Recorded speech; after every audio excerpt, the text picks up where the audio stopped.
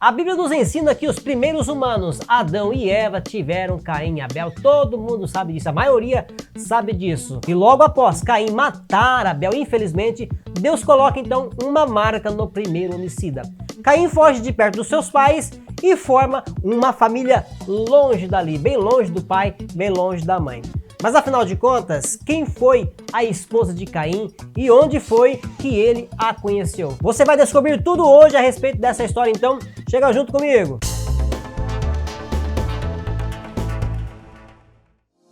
Olá pessoal, Anderson de Aguiar aqui com vocês mais uma vez e hoje para descobrir juntos quem foi a esposa de Caim. Mas antes, responda aqui nos comentários, vocês acham que Caim merecia ser feliz depois de tudo que ele fez com o seu irmão? Vamos lá, me conta aqui que eu quero saber, porque isso valoriza a nossa comunidade e, é claro, eu gosto de saber a opinião de vocês. Afinal de contas, esse canal aqui não existiria sem vocês. Vocês são a razão desse canal aqui existir e, é claro, desse humilde apresentador estar aqui com vocês. Então, ó, de coração, de verdade aqui, ó, meu muito obrigado a cada um de vocês. Pessoal, não é de hoje que a gente sabe sobre a história aí famosa de Adão, Eva e também dos seus filhos Caim e Abel. Uma família marcada então pela desobediência, pela mentira e também por assassinato. Tudo isso dentro da casa de Adão. Vamos começar então com a pergunta: quem foi Caim? O contexto envolvendo aí a história de Caim é muito mais simples e fácil de entender, apesar dos mistérios envolvendo então o seu encontro ali com a sua futura esposa. Então, eu vou fazer um resumo, um breve resumo aqui de quem era Caim, o significado do seu nome e os motivos que fizeram ele matar o seu irmão e fugir bem longe ali daquele lugar, longe dos seus pais, né? Vamos lá, eu vou tentar falar em inglês aqui, mas não repare o meu inglês, ok?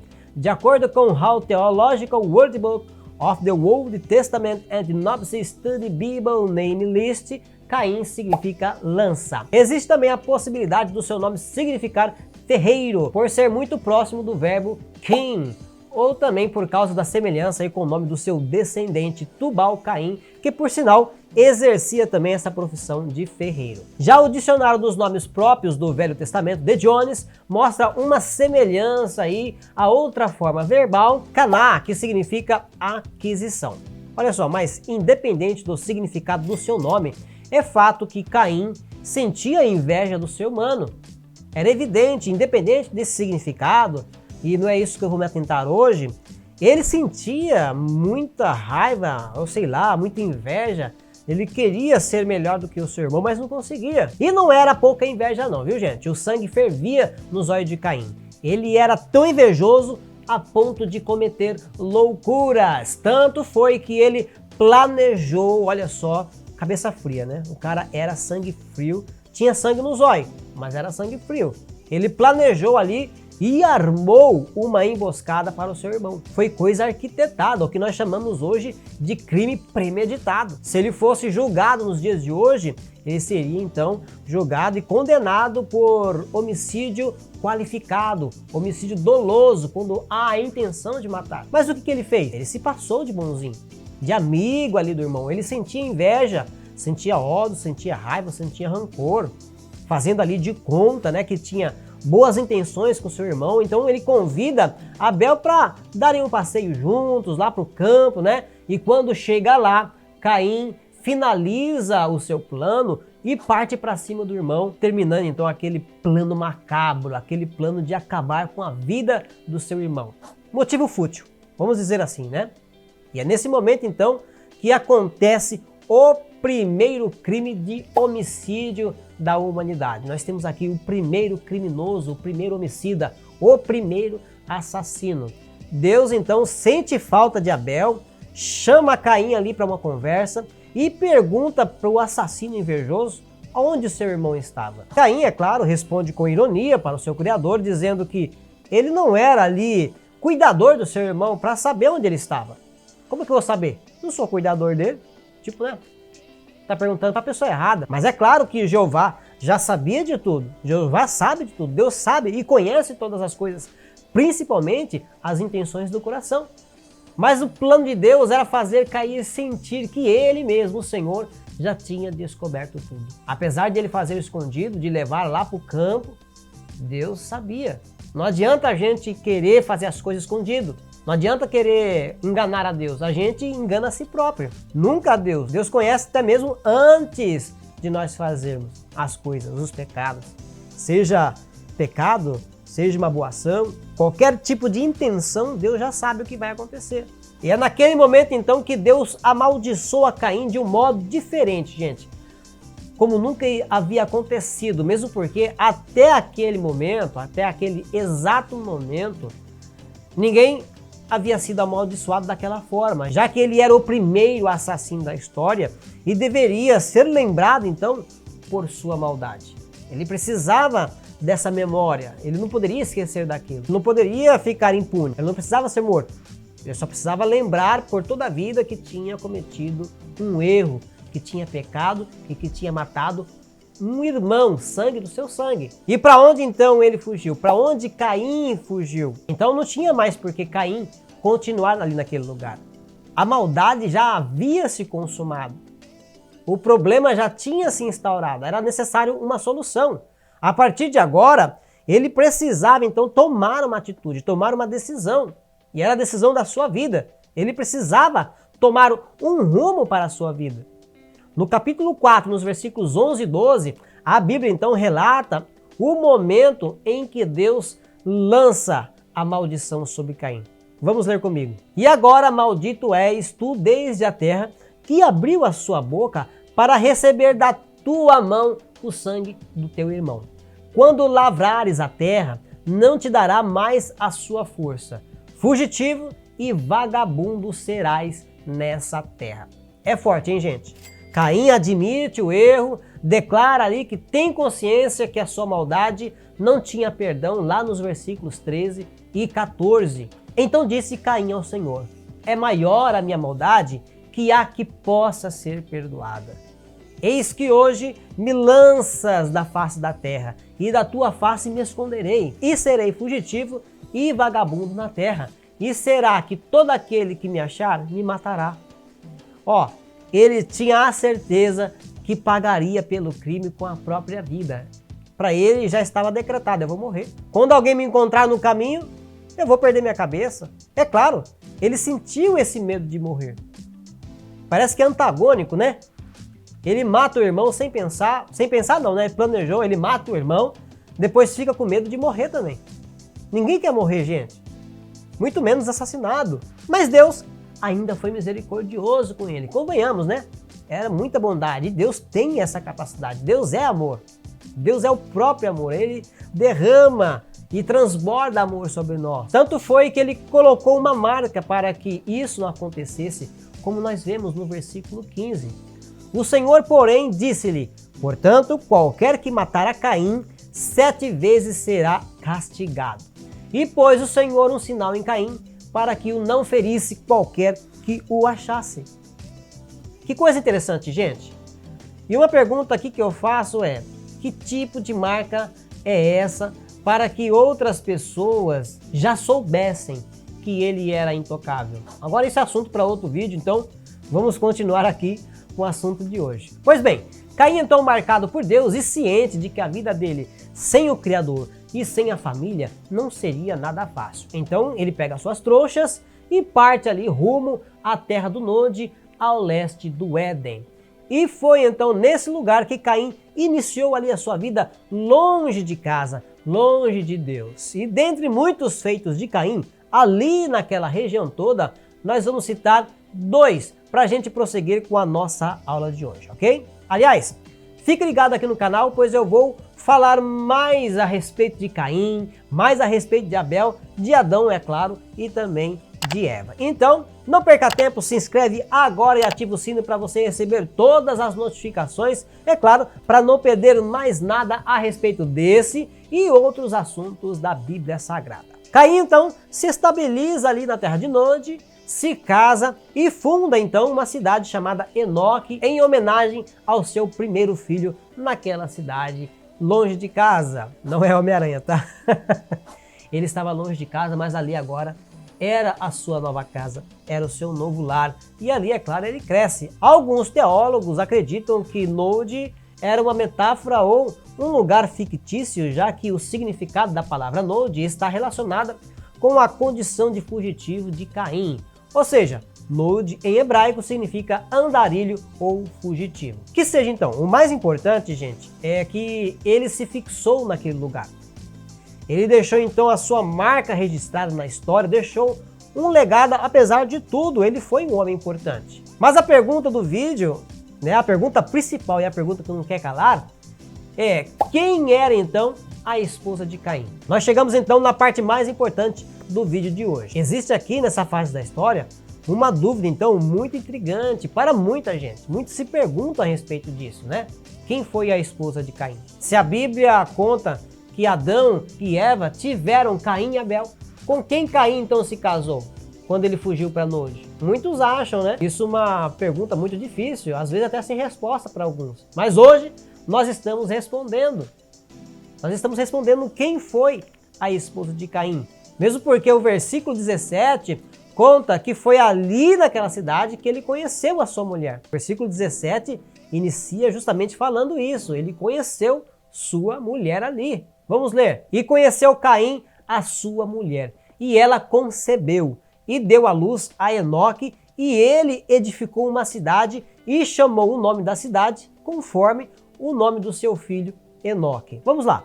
Primeiro nós precisamos entender o que de fato significa conhecer aqui nessa tradução. E se a gente levar ao pé da letra, dá a impressão então de que ele conheceu apenas ali, naquele lugar, naquele momento, como se ele a tivesse visto pela primeira vez na vida. Mas na boa, não foi isso que aconteceu. Não foi assim. Não é essa a tradução. Nesse caso, e em outras ocasiões da Bíblia, é claro, o verbo conhecer significa então coabitar, ou seja, manter relacionamento íntimo. Namorar, gente. É uma forma lúdica da Bíblia então explicar que as pessoas namoravam, como nos dias de hoje. É uma forma educada, vamos dizer assim, uma forma mais suave de se dizer que eles estavam ali praticando o que praticam hoje para fazer filhos. Só muda a forma de falar. É o vocabulário, é o termo, a palavra. Porque, pensa comigo, não ficaria estranho um livro sério, um livro religioso que fala de Deus, falar que Caim fez tchaca-tchaca na buchaca com a sua mulher? Vocês não concordam? Ficaria muito estranho, né? A gente usar termos comuns para esses eventos. Então, gente, o que o texto está dizendo é que Caim não conheceu ali a sua mulher pela primeira vez. Ele não estava vendo ela pela primeira vez. E sim, eles estavam tendo um relacionamento íntimo. Mesmo porque ele já conhecia ela, pois ela fazia parte da grande família de Adão. Não era só Caim e Abel. Caim escolhe a sua esposa porque já conhecia. É uma questão de escolha, como aconteceu em outras situações da Bíblia, que o marido vai entre os parentes, escolhe alguém para poder casar, ter filhos, ser feliz, amar, claro. E é isso que nós devemos fazer. Devemos escolher aquela pessoa que melhor, né, atende às nossas necessidades, nossos planos, nossos desejos. Mas não é isso que eu vou falar, não é sobre as escolhas. Mas aí você me pergunta assim, como assim a grande família de Adão? Não era apenas Caim e Abel? É o que muitos pensam, né? Muitos pensam que Adão e Eva tiveram só Caim e Abel, ou que naquele momento era só os dois. Mas não é isso não, gente. É claro que não é. Vocês acham que, sendo eles, Adão e Eva, o mais belo casal de todos os tempos, ficariam apenas em 2 filhos, considerando o tempo que eles viveram? Mesmo porque a bênção de Deus, lá no início, era que eles frutificassem, multiplicassem, enchessem a terra. Era praticamente uma ordem que Deus tinha dado para eles. Crescei, frutificai, multiplicai, enchei a terra. Então Adão e Eva tiveram ali muito tempo, mas muitos anos, para terem muitos filhos, além de Caim, além de Abel. Nós percebemos isso quando Caim afirma para Deus que teme pela sua vida. Eu li agora há pouco com vocês. Ele tem medo, porque se alguém o encontra naquela jornada, naquele caminho, o que fariam com ele? Coisas horrendas. Ele tinha medo de perder a cabeça, de perder tudo, de perder a vida. Ele tinha esse medo de morrer pelas mãos das outras pessoas. E quem eram essas pessoas? Não eram pessoas comuns. não eram pessoas estranhas, nem eram anjos caídos, nem eram alienígenas, também não. Muita gente acha que sim, né? Mas a Bíblia deixa claro em Gênesis capítulo 5, versículo 4, que foram os dias de Adão depois que gerou a Sete, o terceiro filho, 800 anos, e gerou filhos e filhas, no plural. Se considerarmos que Adão tinha 130 anos, quando nasceu então o terceiro filho, Sete, nós descobrimos que o primeiro homem viveu 930 anos. Gente, quase que um milênio. Imagine que nos dias de hoje, de antigamente, dos nossos pais, nos tempos de vida que casavam, que ficavam juntos, faziam 10, 11, 12 filhos. Eram muitos filhos. Imagine no tempo de Eva. Imagine no tempo de Adão. 930 anos, não dá nem para imaginar quantos filhos e quantos filhos os seus filhos fizeram e quantos filhos os filhos dos seus filhos fizeram. Foram gerações, 9 séculos. Dá para acontecer muita coisa. O que aconteceu durante um milênio aqui, agora? Muita coisa.